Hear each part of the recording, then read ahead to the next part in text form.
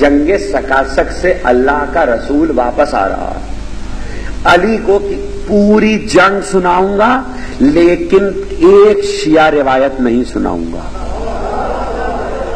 جہاں شیعہ روایت آئے گی بتا دوں گا کہ یہ شیعہ روایت ہے الگ، میں اس میں نہیں سنا رہا۔ جنگ سکاسک سے اللہ کا رسول پلٹ رہا ہے، واپس آئے، علی کو کسی کام سے راستے میں بھیج دیا، ایک جگہ ہے وہاں پر پیغمبر کا قیام ہوا ہے۔ یاد رکھیے گا ایک جنگ نہیں ہے، جنوں سے علی کی دو جنگیں ہیں، ایک جنگ جنگ بئر العلم کہلاتی ہے، دوسرے جنگ بئر معونہ کہلاتی ہے۔ جنگ بئر معونہ تو بہت طویل جنگ ہے، اگر کبھی سنائی جائے تو شاید 3-4 دن اس میں لگ جائیں سنانے میں، اتنی طویل جنگ ہے، اور اس کو سنانے میں ایک قباحت لازم آتی ہے، وہ ایک تاریخی مجبوری ہے، ایک کردار اس میں ایسا ہے کہ جس کی وجہ سے عام طور پر وہ جنگ تاریخ کی ممبر سے نہیں سنائی جاتی۔ تو آپ بئر العلم سن لیجئے اور اس سے آپ کو اندازہ ہو جائے گا کہ علی جنوں سے کس طرح لڑے، اور وہ جنگ کیا تھی، وہ واقعہ کیا تھا۔ بدر، احد، خیبر، خندق تو انسانوں سے تھی، اور انسانوں سے جنگ میں بھی یہ عالم ہوتا تھا کہ کوئی ٹھہرتا نہیں تھا۔ تو اب یہاں تو جنوں والی جنگ ہے، پتہ کیسے چلے؟ ابتدائی زمانہ ہے، یہ بہت خندق اور خیبر کے درمیان کا دور ہے، غزوہ بنی مصطلق سے پہلے کی بات ہے۔ اب غزوہ بنی مصطلق کہاں سے آپ کو یاد دلاؤں؟ قرآن مجید میں ایک واقعہ ہے جو واقعہ افک کہلاتا ہے، الف ب کاف، وہ غزوہ بنی مصطلق کا واقعہ ہے، اس سے پہلے کی یہ جنگ ہے۔ اور اب جنہوں نے واقعہ افک پڑھا ہے ان کے لیے کافی ہے کہ وہ سمجھ لیں گے، جنہوں نے نہیں پڑھا وہ قرآن میں جا کے دیکھ لیں، حاشیے پہ کہیں نہ کہیں موجود ہوگا، ممبر پہ نہیں سنایا جا سکتا، مجھے اس واقعے سے کوئی غرض نہیں ہے کہ کس کا ہار کہاں رہ گیا تھا۔ ہاں ہاں ہاں ہاں، تاریخ سنے ہوئے لوگ بیٹھے ہوں تو ایک جملہ کہہ کے انسان آگے بڑھ جائے۔ دیکھیے غزوہ سکاسک، علی کو بھیج دیا، پیغمبر ایک جگہ پہ قیام کیا، قیام ہوا تو پانی ختم ہو گیا، ذخیرہ پانی کا ختم ہو گیا۔ پیغمبر نے کہا تم میں سے کوئی ایسا ہے جس کو یہ پتا ہو یا قریب میں کوئی کنواں ہو؟ تو ربیعہ بن حارث، پیغمبر کے چچا زاد بھائی، جناب عبد المطلب کے سب سے بڑے بیٹے کے بیٹے ربیعہ بن حارث کھڑے ہوئے۔ وہ کھڑے ہوئے، انہوں نے کہا کہ یا رسول اللہ، اللہ کا رسول کہہ رہا کون ہے جو اس وقت کنویں سے پانی لائے تو میں اسے جنت کی بشارت دوں؟ ربیعہ یہ تو سمجھ گئے کہ جو پانی لینے جائے گا وہ زندہ واپس نہیں آئے گا، اس لیے کہ پیغمبر نے جنت کی بشارت کہی ہے۔ ربیعہ نے کہا یا رسول اللہ میں جاؤں گا۔ کون بولا؟ عبد المطلب کا لہو۔ یہ جانتے ہوئے کہ اس کنویں میں جن ہے، چلا کون؟ عبد المطلب کا لہو۔ کیا کہا تھا میں نے؟ شجاعت کلمے میں نہیں ہوتی، لہو میں ہوتی ہے۔ شجاعت کلمات میں نہیں ہوتی، خون میں ہوتی ہے، شجرے میں ہوتی ہے۔ ربیعہ نے کہا میں جاؤں گا۔ پیغمبر نے کچھ لوگوں کو ربیعہ کے ساتھ کیا اور کہا کہ ربیعہ یہ تمہارے ساتھ جائیں گے، ان کو لے کر جاؤ۔ رسی لی، ڈول لیا، ربیعہ چلے، کنویں کے قریب پہنچے۔ صبح کے وقت آفتاب چڑھ رہا تھا جب رسول نے آ کر قیام کیا تھا۔ ربیعہ کنویں کے قریب پہنچے، کنویں کے قریب پہنچ کے ربیعہ نے ڈول ڈالا، ڈول ڈالنا تھا کہ رسی کاٹ دی گئی۔ ربیعہ نے دوسرا ڈول ڈالا، دوسرا ڈول ڈالا، رسی کاٹ دی گئی۔ ربیعہ نے کہا کون ہے جو ہمارے ڈول کی رسی کاٹ رہا؟ آواز آئی ہمارے اجازت کے بغیر یہاں سے کوئی پانی نہیں لے سکتا۔ ربیعہ نے کہا ہم پانی لے کر جائیں گے، اور اگر تمہیں روکنا ہے تو ہماری تلواریں کھچی ہوئی ہیں، اوپر آ کر مقابلہ کرو، اوپر آ کر مقابلہ کرو۔ اب آپ انصاف سے بتائیے، انسان سامنے سے لڑتا ہے تو نظر آتے ہوئے انسان سے لڑنا آسان ہے، اندیکھے انسان سے، اندیکھی خدا کی مخلوق سے لڑنا بہت مشکل کام ہے۔ ربیعہ نے کہا اوپر آ کر لڑو، یہ خون عبد المطلب بول رہا ہے۔ میرے جملے یاد رکھیے گا، کام آئیں گے۔ ابھی علی کی بات تو بعد میں کروں گا، یہ خون عبد المطلب بول رہا ہے۔ جیسے ہی ربیعہ نے کہا، وہ جو ساتھ گئے تھے انہوں نے روایت کیا، جیسے ہی ربیہ نے کہا کہ اوپر آ کر لڑو، ایک مرتبہ کنویں کے منہ سے ایک شعلہ بلند ہوا، اور کہتے ہیں ایسی آگ تھی کہ اس کی لپٹ اور گرمی بہت دور تک جا رہی تھی۔ اصحاب رسول کہتے ہیں کہ جو ہم ساتھ آئے تھے ہم پیچھے ہٹ گئے، اس آگ کے اوپر آتے ہی آگ ٹھنڈی ہوئی اور اندھیرا ہو گیا۔ حالانکہ دن ابھی تھا لیکن اندھیرا ہو گیا، اور ایسا اندھیرا تھا کہ ہاتھ کو ہاتھ نہ سجائی دیتا تھا، اور ہم اگر تلوار چلاتے تو ہمیں کچھ نہ نظر آتا۔ ایسے میں ربیہ نے اللہ اکبر کہہ کر تلوار کھینچی، اور تلوار کھینچ کر ربیہ نے حملہ کیا۔ رسول کے اصحاب کہتے ہیں کہ ہمیں چلتی ہوئی تلوار کی چمک نظر آئی، اس تلوار سے ٹپکتا ہوا لہو نظر آیا، اندھیرے میں ہم اتنا ہی دیکھ پائے۔ تھوڑی دیر گزری تھی، لڑائی اچھی خاصی دیر ہوئی کہ ایسے میں آواز آئی، یا رسول اللہ ربیہ کا سلام قبول کیجئے۔ جیسے ہی آواز بلند ہوئی ہم سمجھے کہ ربیہ مارے گئے، ہم واپس دوڑے۔ ہم رسول کے خیمے میں آئے تو رسول کی آنکھوں سے آنسو جاری تھے، اور رسول کہہ رہے تھے خدا ربیہ پر اپنی رحمت نازل کرے۔ رسول کا چچا زاد بھائی ربیہ مارا گیا۔ اب چونکہ ایک شخص قتل ہوا، دیکھیے اب تک اس فلسفے کو سمجھ لیجیے گا، ظاہر ہے کہ میں رک رک کر بتاتا جاؤں گا۔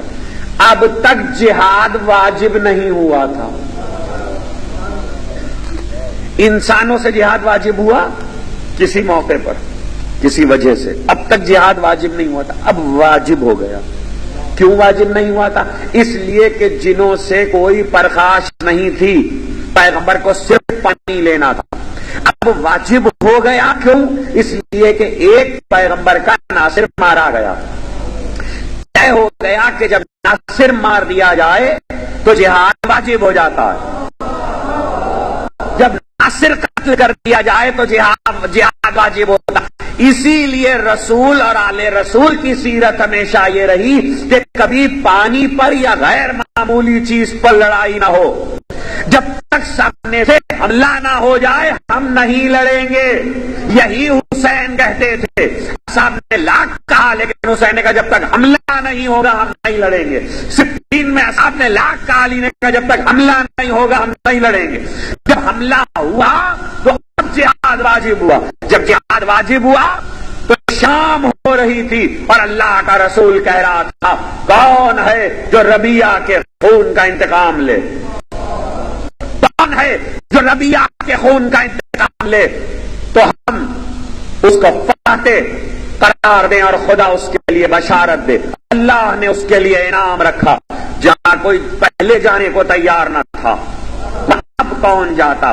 جس وقت رسول خیمے میں یہ حدیث دے رہے تھے وہی وقت تھا کہ علی اپنا کام نمٹا کر رسول کے خیمے میں داخل ہوئے۔ جیسے ہی علی داخل ہوئے، ایک مرتبہ تاریخ کہتی ہے، ملا عبد الرحمن جامی کہتے ہیں کہ جس وقت علی داخل ہوئے علی نے رسول کو سلام کیا، پیغمبر نے سلام کا جواب دیا، پیغمبر کھڑے ہوئے، کھڑے ہو کے بھائی کو گلے سے لگایا، پیغمبر کی آنکھوں سے آنسو بہنے لگے۔ علی کو پتا چلا، علی نے ربیہ کی تعزیت رسول کو پیش کی، پیغمبر نے سارا قصہ سنایا، اور اس کے بعد ایک مرتبہ کہنے لگے کون ہے جو ربیہ کے خون کا انتقام لے۔ ایک بات پوچھوں آپ سے، انتقام انسانوں سے لیا جاتا ہے، جنوں سے کیسے لیا جائے گا؟ جب یہ طے ہو گیا کہ کنویں میں جن ہے تو جنوں سے کون انتقام لے گا؟ لیکن اللہ کا رسول کہہ رہا ہے کہ انتقام لے۔ تو اب قیامت تک یہ بات یاد رکھیے گا کہ جب منزل انتقام آئے گی تو صرف انسانوں سے نہیں ہوگی، کچھ جن بھی ہیں جن سے انتقام لیا جائے گا۔ اور اس کی وجہ یہ ہے کہ مسلمانوں میں فرقے ہیں، انسانوں میں فرقے ہوتے ہیں، عیسائی ہے، یہودی ہے، ہندو ہے، بدھ مت ہے، جین ہے، مسلمان ہے تو شیعہ ہے، سنی ہے، وہابی ہے، کافر ہے، وہابی بریلوی ہے، دیوبندی ہے، کیا ہے کیسے پتہ چلے؟ جنوں میں کچھ بھی نہیں ہوتا، فرقے نہیں ہوتے، اس لیے کہ وہاں کوئی جھوٹا امام بن کے آیا ہی نہیں۔ جنوں میں فرقے نہیں ہوتے، جن کسی فرقہ پہ نہیں ہوتے، جنوں میں کیا ہوتا ہے؟ یا مسلمان ہے یا کافر ہے، دو ہی ہوتے ہیں، دو ہی ہوتے ہیں، یعنی تمام تر فرقے انسانوں میں پائے جاتے ہیں۔ تو بھائی اگر انسانوں کے فرقوں کا فیصلہ نہیں ہو رہا تو جنوں پہ فیصلہ کر لو، سمجھ میں آ جائے گا۔ کہ حق کیا ہے اور باطل کیا. اور پھر جب کافر اور مومن دو ہی ہوتے ہیں تو کافر جن مومن جن کو مارتا ہے یا مومن انسان کو اگر مارے تو انتقام تو لیا جائے گا نا. تو کون انتقام لے گا؟ جن سے انتقام کون لے سکتا؟ آپ کا ایک امام ایسا ابھی زندہ ہے جس کو منتقم کہتے ہیں. اور منتقم اس لیے کہا جاتا ہے کہ وہ صرف انسانوں سے انتقام نہیں لے گا بلکہ قیامت تک جب تک ظہور نہیں ہو جاتا جس جن نے کسی مومن پہ ظلم کیا ہے اس سے بھی انتقام لیا جائے. اور جن سے کوئی انتقام لے نہیں سکتا جب تک کہ امام وقت نہ ہو. کون جائے گا؟ کوئی تیار نہیں ہے. علی کھڑے ہوئے کہ یا رسول اللہ میں جاؤں گا. پیغمبر نے کہا یا علی جاؤ. اور یہ کہہ کے علی کے کمر کا پٹکا باندھا. تم آؤ، توجہ، جنگ شروع ہو گئی. تم آؤ، تم آؤ، تم آؤ، تم ساتھ جاؤ، تم ساتھ جاؤ. ارے بھائی علی کو بھیج رہے ہیں، ساتھ کیوں بھیج رہے ہیں؟ علی پہ یقین نہیں ہے؟ علی پہ تو یقین ہے، تو پھر ان کو کیوں بھیج رہے ہیں؟ کہ جنوں سے لڑائی ہے. کوئی روایت کرنے والا تو کوئی بتانے والا تو ہو. میں بتا دوں گا تو کہیں گے بھائی نے بھائی کی محبت میں سنایا ہے. کم از کم راوی تو جائے ساتھ. تو پیغمبر نے راوی کو بھیجا. اور دوسری بات بھی سن لیجئے، یا رسول اللہ کیوں بھیج رہے ہو؟ تم کو نہیں پتا تب علی انسانوں سے لڑتے تھے تو یہ میدان چھوڑ دیتے. آج علی جنوں سے لڑنے جا رہے ہیں. ان کو اس لیے بھیج رہا ہوں کہ لڑائی تو دیکھ لیں، علی کی فضیلت تو دیکھ لیں. پیغمبر کو جہاں روکنا ہوتا ہے نا وہ بڑی ترکیب سے روک لیتے ہیں. یا بیر العلم میں روکا یا میدان غدیر میں روکا. یہاں ساتھ بھیج کے روکا، وہاں پالان اتروا کے روکا. خبردار جانے نہیں دیں گے. آج علی کی فضیلت دیکھ کے جانا. اور علی کی فضیلت دیکھنے کے لیے چلے تو ساتھ علی نے رسی لی، ڈول لیا. ڈول لے کر، اچھا عرب کے ڈول ذرا مختلف ہوتے ہیں. آپ کے یہاں تو میٹل کا ڈول ہوتا ہے، عرب کا ڈول چمڑے کا ہوتا ہے. چمڑے کا ڈول ڈالا. وہ ایک سے زیادہ ظاہر ہے، معلوم ہے کہ کاٹ دیں گے تو ڈول ویسے بھی پانی بھرنے کے لیے چاہیے ہوتا. جب پہنچے کنویں کی جگہ پہ تو تاریخ کہتی علی نے رسی ڈالی. اب وہ جملہ یاد رکھیے گا جو ربیہ سے کہا تھا. ربیہ نے کیا کہا تھا؟ ربیہ نے کہا جب آگ نکلی تو اس سے پہلے جب ربیہ کا ڈول کی رسی کاٹی گئی، ربیہ نے کہا کون ہے جو ہمارے ڈول کی رسی کاٹ رہا ہے؟ ہم اپنی اجازت کے بغیر کسی کو پانی یہاں سے نہیں لینے دیتے، تو پھر باہر آ کر ہم سے مقابلہ کرو. ربیہ نے کہا نا جو کہہ دیا تو وہ باہر بھی آ گیا. اب جملہ سنیے. علی نے ڈول ڈالا. جیسے ہی ڈول ڈالا رسی کاٹی گئی. رسی کٹی، علی نے دوسرا ڈول ڈالا. پھر رسی کاٹی گئی. پھر علی نے تیسرا ڈول ڈالا. پھر علی نے کہا کون ہے جس نے ہمارے ڈول کی رسی کاٹی ہے؟ کون ہے جو ہمیں پانی لینے سے روک رہا ہے؟ آواز آئی ہماری جاگیر ہے، ہم کسی کو اپنی اجازت کے بغیر پانی لے جانے نہیں دے سکتے. علی نے کہا بہادر ہو تو ہم سے آ کر مقابلہ کرو. جواب آیا اگر تم بہادر ہو تو کنویں میں اتر کے لڑو. تم بہادر ہو تو کنویں میں اتر کے لڑو. ربیہ سے نہیں کہا، جنہوں نے ربیہ سے نہیں کہا کہ تم بہادر ہو تو کنویں میں اتر کے لڑو، علی سے کہا. اس کے معنی کافر جن ہیں مگر جانتے ہیں کہ آنے والا ابو طالب کا بیٹا ہے. اگر بہادر ہو تو اتر کے لڑو. آسان تھا. سب کہتے ہیں راوی جن کو ساتھ بھیجا تھا کہنے لگے علی نے ہم سے کہا ہماری کمر میں رسی باندھ دو. تو ہم علی کے کمر میں رسی باندھ رہے تھے تو ہمارے ہاتھ کہاں پر رہے تھے. اب جملہ سنیے. خدا کی قسم عبد الرحمان جامی نے اتنے اچھے جملے لکھے، میں آپ کو کیا بتاؤں. کہتے ہیں کہ جب ہم علی کی کمر میں رسی باندھ رہے تھے تو ہمارے ہاتھ کانپ رہے تھے. اور اس کے بعد علی نے کہا کہ میں کنویں میں اتر رہا ہوں، تم رسی پکڑے رہو. جب میں کنویں میں اتر جاؤں گا تو رسی ہلا دوں گا، تو تم رسی چھوڑ دینا. یہی طریقہ ہوتا ہے کنویں میں اترنے کا. اس کے بعد تمہاری مرضی ہے، ٹھہرو کے جاؤ.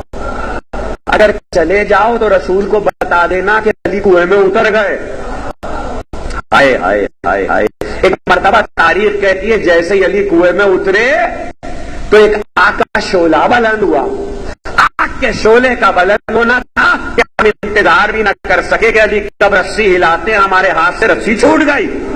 رسی اب خدا کی قسم اتنا اچھا جملہ آ گیا اور اس پہ میرا تذکرہ بھی سن لیجیے گا. ہمارے ہاتھ سے رسی چھوٹی تو ہم کو یقین ہو گیا علی گئے. اب علی گئے. ہائے دلوں کی حسرتیں کہ علی واپس بھی آ گئے. آپ نے غور نہیں کیا علی گئے. کتنے دلوں میں تمنائیں تھی کہ علی جائیں. آپ جائیں کو یہ نہ سمجھے کہیں اور جائیں. کتنے لوگ تھے جو دل میں تمنا لیے بیٹھے تھے کہ علی زندہ نہ رہے اور علی ہر مارکے سے زندہ لوٹ آتے تھے. محسن نقوی کا ایک شعر یاد آ گیا. کیسے بتاؤں آپ کو؟ تقریر خدا کی قسم تقریر مڑ جائے گی. عجیب رخ پر آ گئی تقریر. علی گئے. تمنا تھی نا علی ہماری آنکھوں کے سامنے مر جائے. یہی حسرت تھی نا دل میں. عجیب شعر کا ہے محسن نقوی نے. غزل کا شعر ہے لیکن منقبت کا ہے. اور میں آپ کو کیسے بتاؤں؟ دیکھیے دشمن دنیا میں ہر ایک کے ہوتے ہیں. کوئی دنیا میں ایسا نہیں ہے جس کا دشمن کوئی نہ. قرآن مجید کہتا ہے کہ ہم نے ہر ایک کے لیے دشمن رکھے. اور جب دشمن ہر ایک کے لیے رکھے جاتے ہیں عمر اتنی تو عطا کر میرے فن کو یا رب. عمر اتنی. اب یہاں فن کی جگہ کچھ بھی لگا لیجیے.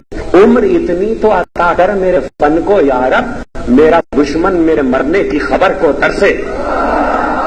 میں کچھ سمجھا رہا ہوں خدا کی قسم کچھ سمجھا. میرا دشمن میرے مرنے کی خبر کو ترسے. اب اس سے اچھا جملہ کہہ نہیں سکتا. جن کو علی کے مرنے کی تمنا تھی علی نے کہا میرا جینا تو اللہ کے اختیار میں ہے لیکن جب تک سب چلے نہیں جاتے میں نہیں جانے کا.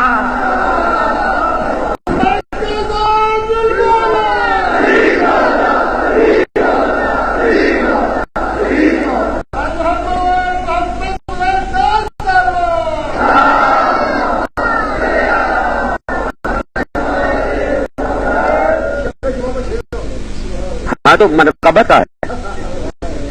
منقبت کا مزہ کا شعر ہے. اللہ اللہ. علی نے کہا رسی چھوڑ دی. علی اتر پڑے. اب کون بتائے کیا ہوا؟ اب راوی کہاں سے آ گئے؟ وہ رکتے کہاں جنہوں نے خوف کے مارے رسی چھوڑ دی. آدمیوں کی چلتی ہوئی تلواریں دیکھ کے تو تاریخ کہتی ہے ہم تو اتنی دور چلے گئے تھے کہ 3 دن تک پہاڑی تک خودتے رہے. میں تھوڑی کہہ رہا ہوں تاریخ میں جملہ موجود ہے. میں اتنی دور چلا گیا تھا کہ مجھے آنے میں 3 دن لگ گئے. اتنی دور چلا گیا. مجھے نہیں معلوم. میں کسی سے بحث نہیں کون تھا کیا تھا. یہ آپ تاریخ میں جا کے دیکھیے کون تھا کیا تھا. لیکن کچھ لوگ ایسے تھے جن کے دلوں سے علی کی شجاعت برداشت نہیں ہوتی.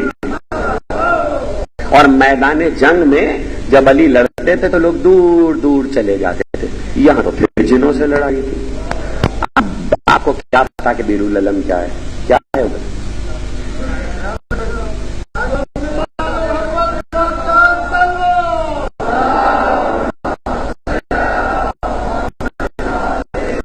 گیا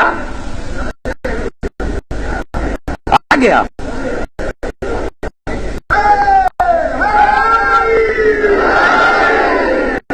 آپ فکر نہ کریں میں نہیں آنے دوں گا.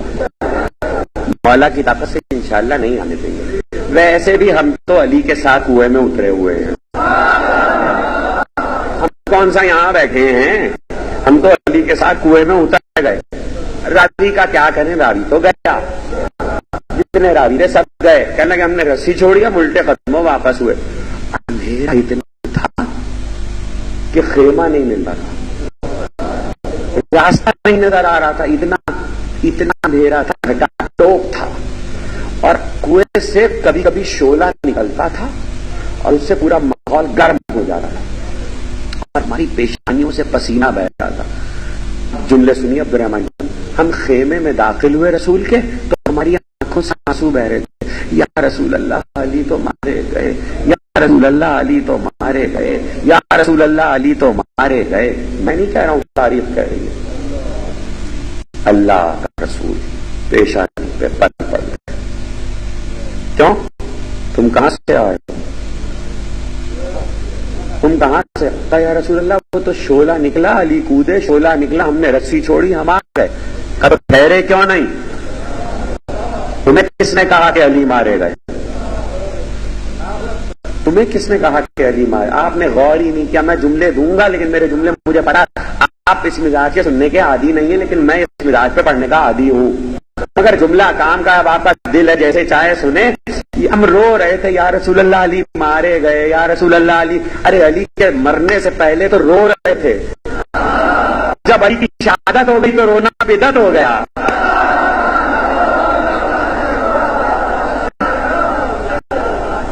جب علی شہید ہو گئے تو رونا بدعت ہو گیا. پھر آنسو بدعت. پیغمبر نے کہا تم سے کس نے کہا؟ ابھی ابھی جبریل نے مجھے خبر دی ہے کہ علی نے ذوالفقار کھینچی ہے. ابھی ابھی جبریل نے مجھے خبر دی ہے کہ علی نے ذوالفقار کھینچی ہے. اور علی نے ذوالفقار کھینچ کر ان کے سامنے 3 باتیں رکھی ہیں کہ یا تو کلمہ پڑھ کر ہمارے دین کو قبول کر لو, یا جزیہ دے کر ہماری پناہ میں آ جاؤ, یا ہم سے مقابلہ کرو, جو رہے گا وہ کامیاب ہوگا. کون سنا رہا؟ جبریل کس کو؟ رسول کو. رسول کس کو؟ اصحاب کو. خیمے میں فضائل علی کی مجلس ہو رہی ہے.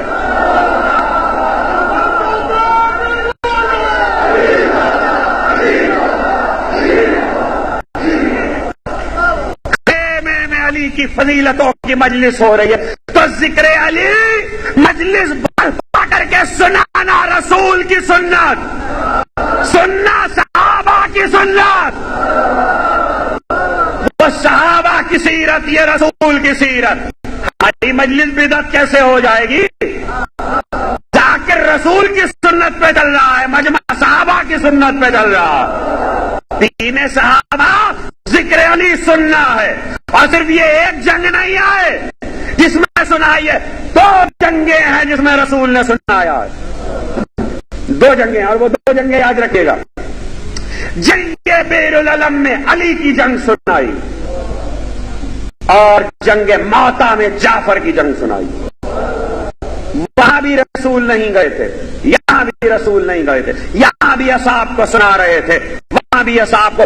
جبریل نے کہا, علی نے تلوار کھینچی, اور تلوار کھینچ کر علی نے ان کو 3 باتوں کی دعوت دی. انہوں نے کہا ہم کلمہ نہیں پڑھیں گے. توجہ, انہوں نے کہا ہم کلمہ نہیں پڑھیں گے, ہم جزیہ بھی نہیں دیں گے. ان کے سردار عامر نے کہا ہم تم سے مقابلہ کریں گے. اگر مقابلہ کر سکتے ہو تو ٹھیک ہے. کنواں کتنا ہوتا ہے؟ ایسا فلسفہ سنانے جا رہا ہوں, حیران رہیں گے آپ. کنواں کتنا ہی بڑا ہو, محل بنے ہیں نا کنویں میں, کمرے بنے ہیں نا, تو دیواریں بھی ہوں گی. کھلا میدان تو نہیں ہے, کھلا میدان تو نہیں ہے. یا اندرون شہر ہے نا, چھوٹی چھوٹی گلیاں, یہاں نہیں تو لاہور میں موچی میں چلے جائیے. یہ جو زنجیر ہے یہ آپ جب لگاتے ہیں تو کھلے میدان میں لگانا آسان ہے. اندرون شہر کی چھوٹی چھوٹی گلیوں میں زنجیر چلانا بڑا مشکل ہوتا ہے جب بھیڑ ہوتی ہے. اس کے بعد تنگ جگہ پہ زنجیر نہیں چل سکتی, تلوار کیسے چلے گی؟ کچھ کہہ رہا ہوں, تلوار کیسے چلے گی؟ اور وہ بھی ذوالفقار کیسے چلی گی؟ آپ کو پتا ذوالفقار کے لیے لکھا کہ تھی 3 گز کی, 3 گز کی تھی. 3 گز کتنے ہو رہے ہیں؟ 9 فٹ کتنا؟ یہ اتنا ہو گیا نا, جتنا ہم آپ سے دور ہیں. 9 فٹ بتائیے. اس کے آگے کا جملہ قیامت ہے. شیعہ سنی ساری 3 گز کی تھی, جب علی کھینچتے تھے تو 9 گز کی ہو جاتی تھی. جب علی نیام سے نکالتے رہے تو 9 گز کی ہو جاتی. کہنے لگے دیکھا فضیلت علی میں پتہ نہیں کیا کیا بکتے رہتے ہیں شیعہ. ذوالفقار 3 گز کی تھی، 9 گز کی ہو جاتی تھی. ماں تو ذوالفقار کی کیا بات ہے، جاؤ دیکھو قرآن میں موسیٰ کا عصا. تمام قصص الانبیاء نے لکھا ہے 3 گز کا تھا. جب موسیٰ زمین پہ ڈالتے تھے تو 9 گز کا ہو جاتا تھا. جو معجزہ موسیٰ کو دیا گیا تھا تو علی کو دیا گیا تھا. اور 9 گز کی ذوالفقار جب چلے گی تو بازو تو چاہیے ہی ہے لیکن جگہ بھی چاہیے ہے. تو کنویں میں کیسے لڑائی ہو سکتی ہے؟ سمجھائیے مجھے. کسی کے سمجھ میں کچھ آیا؟ کسی کے پاس کوئی دلیل ہے؟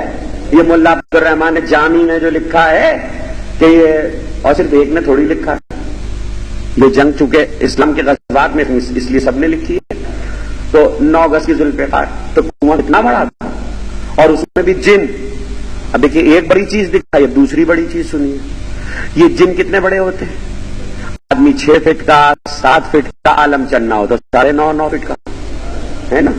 تو اس سے زیادہ بڑا آدمی تھوڑی ہوگا. جن کتنا بڑا ہوتا ہے؟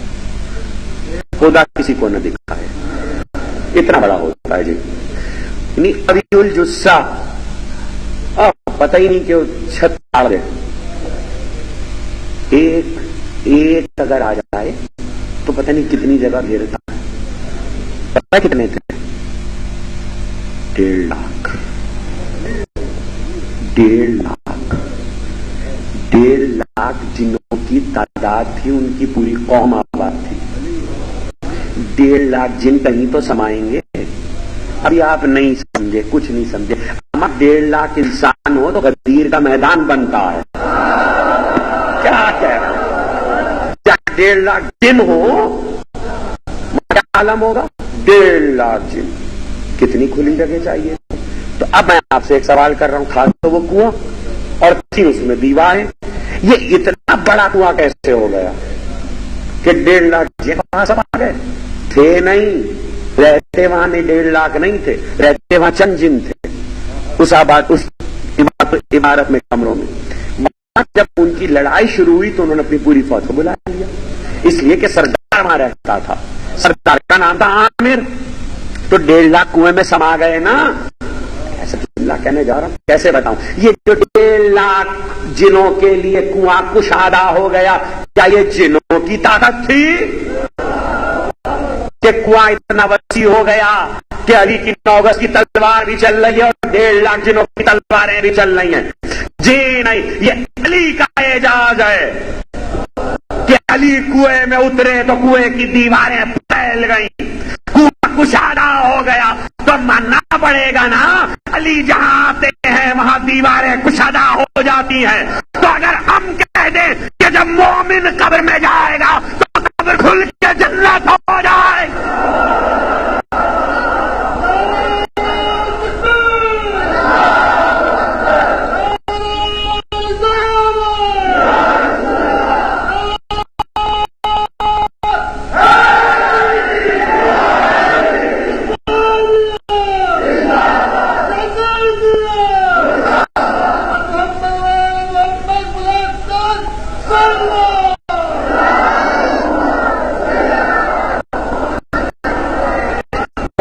بہت سی تو ایسی چیزیں جو میں آپ کو بتا ہی نہیں سکتا. یہاں شاید کوئی بزرگ ایسے بیٹھے ہوں جنہوں نے جنوں کی لڑائی دیکھی ہو. اگر کوئی بیٹھے ہوں تو مجھ سے ضرور مجلس کے بعد مل لیں.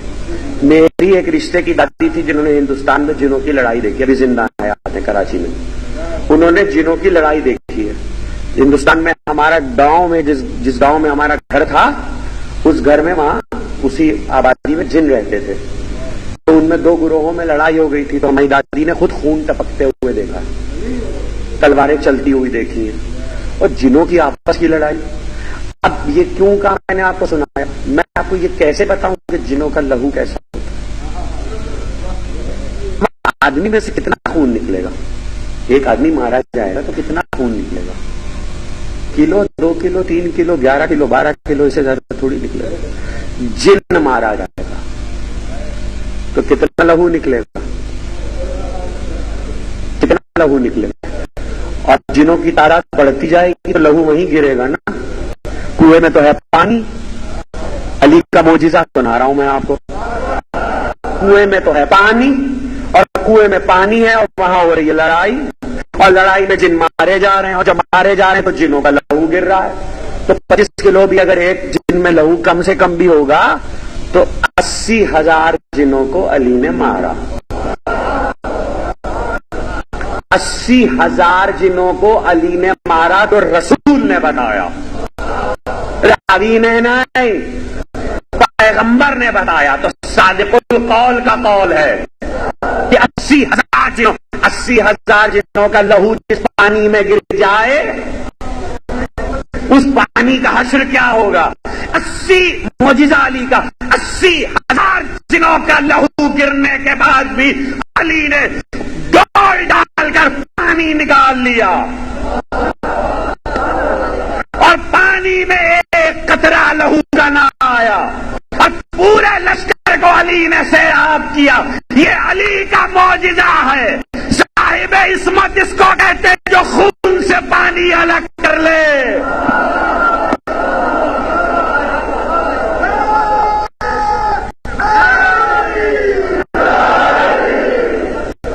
جو لہو سے پانی الگ کر لے اسے صاحب عصمت کہتے. 80,000 جنوں کو قتل کیا. 80,000 تک تعداد پہنچی تھی کہ جنوں کا سردار مارا گیا، عامر مارا گیا. جب عامر مارا گیا تو عامر کے بیٹے نے آگے بڑھ کر کہا ہم نے آپ کی اطاعت قبول کی، ہم آپ پر بھی ایمان لائے، آپ کے خدا پر بھی ایمان لائے، آپ کے رسول پر بھی ایمان لائے. علی نے ذوالفقار کو نیام میں کیا اس لیے کہ اس نے اطاعت قبول کر لی تھی. یہاں تک کہ عالم اسلام کی